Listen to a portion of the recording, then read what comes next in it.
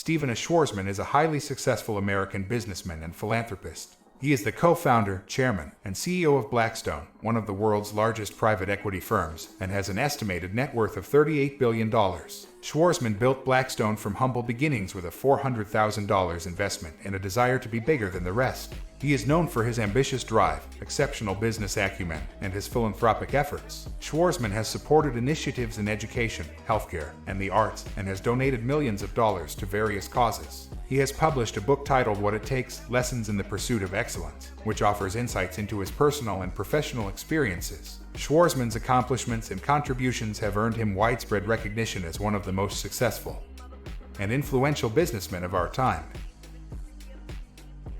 It's as hard to start and run a small business as it is to start a big one. So if you're going to dedicate your life to a business, which is the only way it will ever work, you should choose one with the potential to be huge.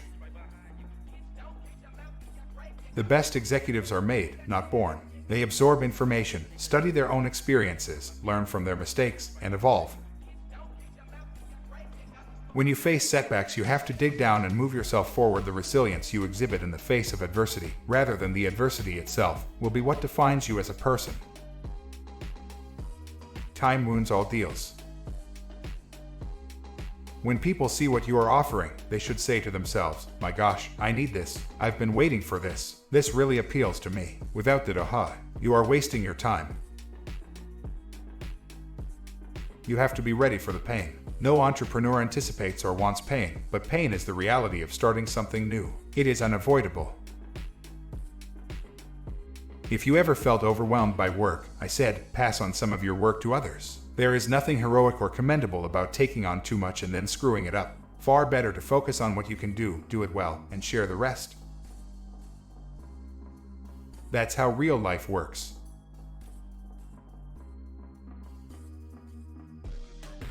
You call for quiet and give everyone time. But learning the way I did, I saw the intricate ways in which deals can be structured, the subtleties that must be negotiated. Mastery like that takes experience, endurance, and tolerance for pain, and it yields the greatest rewards. If you're going to commit yourself to something, it's as easy to do something big as it is to do something small. Both will consume your time and energy, so make sure your fantasy is worthy of your pursuit, with rewards commensurate to your effort. To be successful, you have to put yourself in situations and places you have no right being in. You shake your head and learn from your own stupidity, but through sheer will, you wear the world down, and it gives you what you want. We want it to be spoken of in the same breath as the greatest names in our industry. Success breeds arrogance and complacency, he said. You only learn from your mistakes and when the worst happens.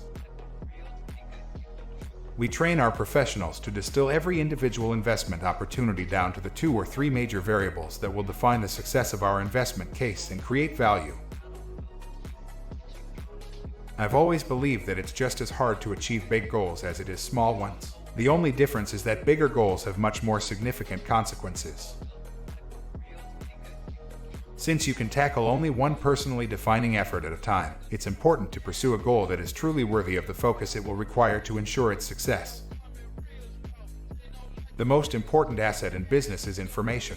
The more you know, the more perspectives you have and the more connections you can make, which allow you to anticipate issues.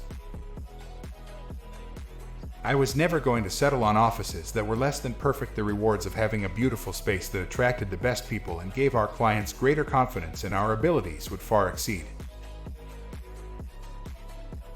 You've got to sell your vision over and over again. Most people don't like change, and you have to overwhelm them with your argument and some charm. Your timing must be right. The world actually doesn't like pioneers, so if you are too early, your risk of failure is high. The market you are targeting should be lifting off with enough momentum to help make you successful. As the United States steps back and China steps up. Out of sync with decades of history, creating a moment when the slightest misunderstanding, resentment, or offense could topple everyone into the trap of war.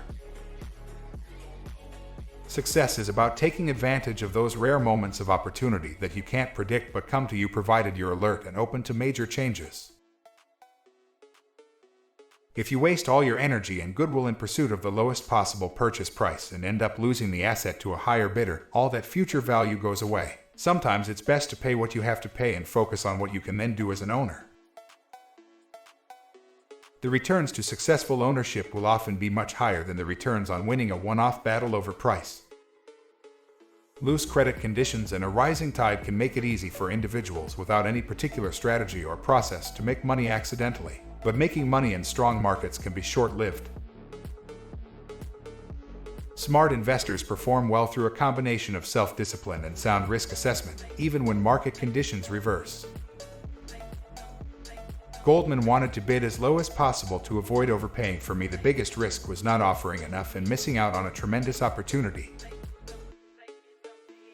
Once you succeed, people see only the success. If you fail, they see only the failure. Rarely do they see the turning points that could have taken you in a completely different direction, but it's at these inflection points that the most important lessons in business and life are learned.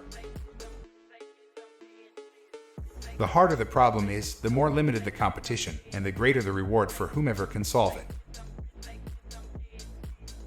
If you are ambitious, you have to fill your company with 9 seconds and 10 seconds, and give them the difficult tasks to do. To succeed as an entrepreneur, you have to be paranoid. You always have to believe your company, regardless of size, is a little company. The moment you start to become big and successful, challengers will appear and do their best to take your customers and defeat your business. You are never more vulnerable than at the moment you think you have succeeded. Sometimes, success in life is knowing one's limitations.